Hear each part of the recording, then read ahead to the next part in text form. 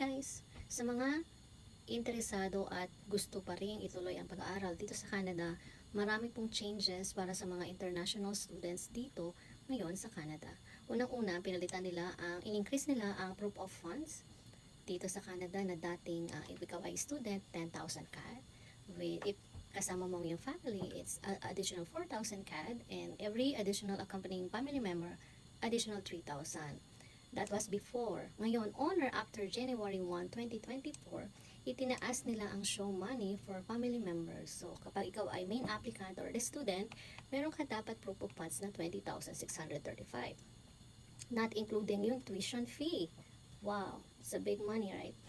And, kapag dalawa naman is, meron kayo dapat, if you are like, kasama mo yung husband mo, you should have at least 25,690.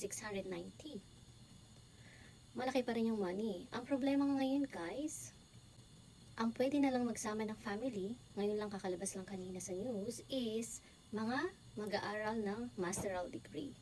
So yung mga like kagaya namin na postgraduate, yung mga courses or programs, hindi na pwedeng magkaroon ng accompanying spouse or family members.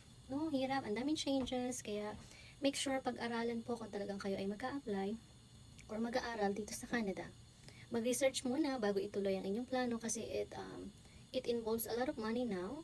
At the same time, ang daming restriction and they are limiting the number of applications yung ma-approve na through work permit, and based pa yan sa population ng province na pupuntahan nyo or kung saan kayo balak mag-aaral. So yun lang.